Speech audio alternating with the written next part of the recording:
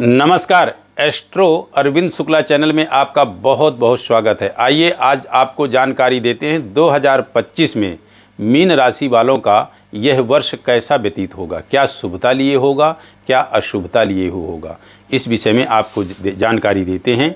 Mean राशि अर्थात काल पुरुष की अंतिम राशि, जिसके विषय में आपको जानकारी देते हैं। पहले कुछ बेसिक चीज़ों से आपको अवगत करा दें, जानकारी दे दें, इसके बाद आपको इस राशि के विषय में बताते हैं। जैसे कि इस साल 4 ग्रहण हैं, 2 सूर्य ग्रहण, 2 चंद्र ग्रहण।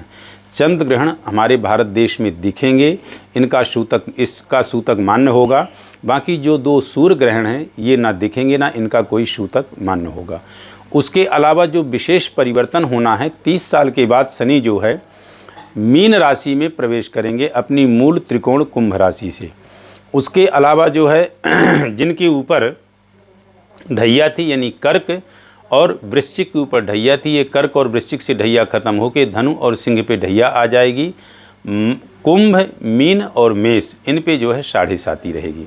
अब परिवर्तन की बात करें तो परिवर्तन की स्थिति यह है कि राहु जो है 18 मई को अपनी मीन राशि में जो अभी हैं कुंभ में जाएंगे, केतु जो कन्या में हैं सिंह में आ जाएंगे। इसी प्रकार स्थिति बृहस्पति की रहेगी, जो वृष, मिथुन, कर्क इन 3 राशियों में ही ये विचरण करेंगे। अभी वृष में है, वृष से मिथुन में जाएंगे 14 मई के बाद, 18 अक्टूबर तक मिथुन में रहेंगे, 18 अक्टूबर के बाद 5 दिसंबर तक ये कर्क में रहेंगे। तो ऐसा ये जो है विचरण करेंगे। इसमें चढ़ाव उतार हुआ यह साल बृहस्पति जो है प्रदान करेंगे मीन राशि वालों के लिए। वर्तमान में बात कर लें तो मीन राशि के यानी लगन पे ही जो है राहु विराजमान हैं और आपके व्यय स्थान पे शनि और शुक्र बैठे हुए हैं। समय बहुत अच्छा नहीं है, लेकिन शनि का व्यय स्थान पे बैठना अर्थात आप धार्मिक चीज़ों में जो है अपने आप को ज़्यादा समय प्रदान करेंगे। धार्मिक चीज़ों में आपका मन लगेगा, स्पिरिचुअल और आध्यात्मिक आपकी जो है मानसिकता ज़्यादा रहेगी और यह आपके लिए अच्छा भी है, क्योंकि आपकी राशि में 29 मार्च से जो है शनि बिल्कुल मध्य में आ जाएगा, अर्थात आपके उदर भाग, पेट भाग में आ रहा है, हृदय भाग में आ रहा है। तो आपको विशेष सावधानी बरतनी है और यदि आप किसी भी पोजीशन पे बच सकते हैं या किसी भी स्थिति से अपने आप को आप बचा सकते हैं तो वो आप तप से, पूजा से, पाठ से, चूँकि यह राशि जो आपकी मीन है, मीन राशि का अधिपति जीवो मीन धनुष स्वामी, अर्थात मीन का और धनु का स्वामी जो है वो बृहस्पति है। और इस बार बृहस्पति पूरे 13 साल के बाद कर्क राशि में जो है आ रहा है थोड़े समय के लिए। वह समय आपके लिए बहुत अच्छा होगा। आप भूमि भवन में कहीं इन्वेस्ट करना चाहते हैं, धार्मिक स्थलों में ज़रूर जाएंगे तो आप जो है, क्योंकि ऐसा योग बना हुआ है। जैसे कि मान लीजिए इस साल महापर्व यानी महाकुंभ पड़ रहा है आपके प्रयाग में, तो आप जाएं, स्नान करें, वहाँ से आप जो है पुण्य अर्जित करें। आप ना भी जा पाएँ तो आप जहाँ जैसे जिस स्थिति में हैं आप भगवान विष्णु, भगवान प्रभु राम, भगवान श्री कृष्ण, गजानन गणेश और भगवान शिव की आराधना करें। उससे आपके ऊपर जो शनि प्रकोप दोष चल रहा है और जो आपका व्यय स्थान पे शनि शुक्र के साथ बैठा हुआ है, तो जो व्यर्थ का अपव्यय कराएगा, व्यय कराएगा, उससे आप बचेंगे। और उसके साथ साथ मीन राशि वाले व्यक्ति इस साल आप अपने कोर्ट कचहरी को जो है बहुत ज़्यादा, यानी कहने का तात्पर्य कोर्ट कचहरी से बहुत ज़्यादा सावधान रहें। कोर्ट कचहरी के केस आदि से अपने आप को बचाएं। छोटा सा विवाद आपको कटघरे तक ले जा सकता है, इसलिए बेवजह किसी से बर्ताव आप व्यवहारिकता में ना करें, बहुत सोच समझ करके बोलें। और उसके अलावा जो है आप अपने जीवन साथी से बहुत ज़्यादा मृदुलता और लचीला व्यवहार करें, क्योंकि वहाँ पे केतु विराजमान हैं। छोटी सी बात को लेकर के कलह क्लेश की स्थिति हो सकती है और दाम्पत्य जीवन में बिखराव की स्थिति हो सकती है। जो कपल हैं उनके लिए यह 2.5 वर्ष बड़े संवेदनशील रहेंगे, तो एक दूसरे से जो व्यवहारिकता करें बड़े सावधानी पूर्वक, और जो रिलेशनशिप में हैं उनके लिए 2.5 साल बहुत ज़्यादा हानिकारक रहेंगे। तो अपने व्यवहारिकता में बहुत ज़्यादा जो है मृदुलता, लचीलापन और बहुत ज़्यादा गंभीरता, धैर्यता का व्यवहार एक दूसरे के साथ करें। जो कन्याओं की शादी नहीं हुई है उनका योग जरूर इस साल बनेगा। जैसे आपके बृहस्पति जो है उच्च के आएंगे, यानी पंचम में जब आपके बृहस्पति आएंगे गोचर में, तो वही स्थिति आपके लिए अच्छी बनेगी। अभी आपके गोचर में बृहस्पति वृष राशि में है, तो आपके माता पिता उस वक्त निर्णय लेंगे। जो कपल हैं उनके माता पिता भी उनको अलाउ कर सकते हैं। तो ये स्थिति आपकी जो है बनेगी कब? 18 अक्टूबर से 5 दिसंबर के बीच बहुत अच्छा समय रहेगा। जिनकी मीन राशि है वो तुला दान अवश्य करें, इससे उनके जीवन में शनि प्रकोप दोष कम होगा और जो शारीरिक विघ्न बाधाएं हैं उससे उनको राहत मिलेगी।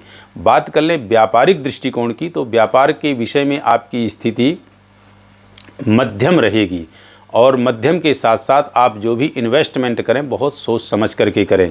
मीन राशि वाले व्यक्ति कहीं प्रॉपर्टी भूमि भवन में यदि इन्वेस्ट कर रहे हैं तो ये 29 मार्च से पहले करें तो इनके लिए अच्छा रहेगा, लेकिन 29 मार्च के बाद कर रहे हैं तो थोड़ा सा ध्यान दे करके करें। और यदि इसमें भी ये टाइम पूछ रहे हैं तो ये टाइम इनको 18 अक्टूबर से लेकर 5 दिसंबर के बीच ठीक रहेगा, जब बृहस्पति इनका उच्च का होगा। एक चीज़ की जानकारी और दे दूं, ये जो आपकी नॉलेज में हम बता रहे हैं गोचर का, ये बेसिक जानकारी है। जो मूल यानी जो आपकी गहराई और जो विशेष 100% घटित होगी वह आपकी परमानेंट कुंडली के आधार पर होगी। चूँकि ये गोचर है तो ये कहीं ना कहीं 5-10% ही आपको लाभ दे पाएगा, लेकिन जो 70-80% का लाभ आपको देगा वो देगा आपकी परमानेंट कुंडली, क्योंकि उसमें जो आपका ग्रह होगा वो परमानेंट बैठा होता है। और गोचर का अध्ययन तो फिर भी हम करते हैं, तो यही वो गोचर का अध्ययन करके फिर आपकी परमानेंट कुंडली के द्वारा जो है निर्णय लिया जाता है। जो भी मैंने बातें बताई हैं ये आप कोई भी निर्णय लें तो एक बार अपनी कुंडली को किसी विशेषज्ञ ज्योतिषी से अध्ययन करवा के फिर आप अपने जीवन का कोई खास निर्णय लें, क्योंकि इस निर्णय के आधार पे आप इसको मेन और सर्वस्व निर्णय इसको ना मान लें कि ऐसा ही होगा। ये गोचर है, इतना घटित नहीं हो सकता, कई बार घटित काफ़ी ज़्यादा हो जाता है। तो जो आपकी परमानेंट जन्म कुंडली है उसकी दशा, अंतरदशा, प्रत्यांतर दशा का जिन पंडित जी को दिखाएंगे बहुत अच्छे से वो अध्ययन करेंगे, फिर इसके बाद आपको किसी भी विषय का निर्णय देंगे। अब बात आ जाए सारांश में आपकी कि आपको करना क्या है। देखिए, मीन राशि वाले व्यक्ति हैं, मीन राशि का जो अधिपति है बृहस्पति है। मीन माने क्या होती है? मीन माने मछली होती है। जैसे मछली पानी के अंदर सदैव लहराती रहती है, कभी भी वो स्थिर नहीं होती, इसी प्रकार मीन राशि वाला व्यक्ति सदैव अपने विषय में, अपने भविष्य के विषय में, वर्तमान में के विषय में विचार करता रहता है कि मैं क्या करूं, किस तरह से करूं, आगे कैसे प्रोग्रेस करूं।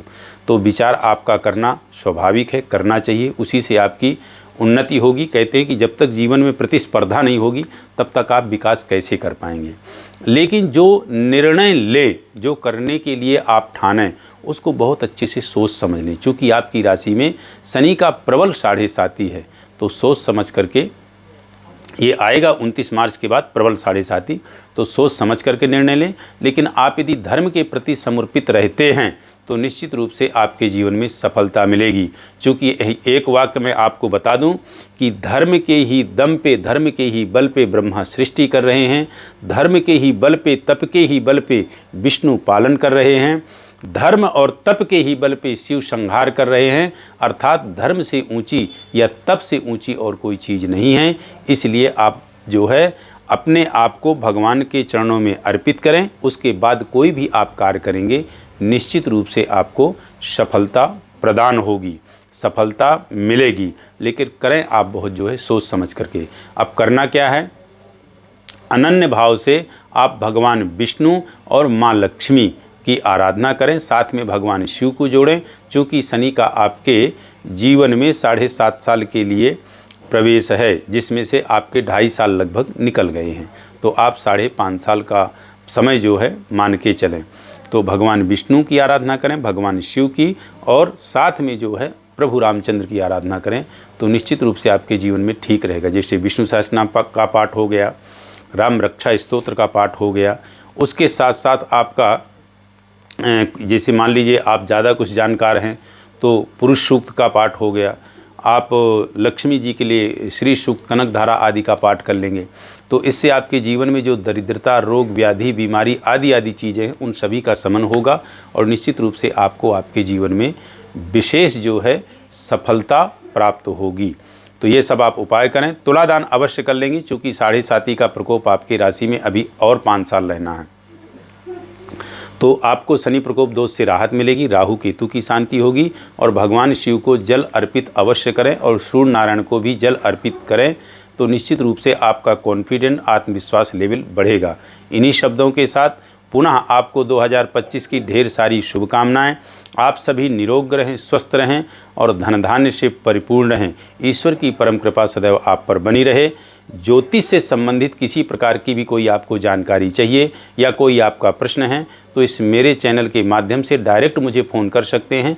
नंबर आपके स्क्रीन पे है। मैं आपसे डायरेक्ट मिलूँगा और आपको उन जो भी आपकी समाधान है उस समाधान जो भी आपकी समस्या है उस समस्या का समाधान बताऊंगा और उनका आपको आंसर दूंगा। इससे जुड़ने के लिए आपको किसी प्रकार का कोई चार्ज नहीं है। तो आपको पुनः ढेर सारी शुभकामनाएं। इन्हीं शब्दों के साथ नमस्कार।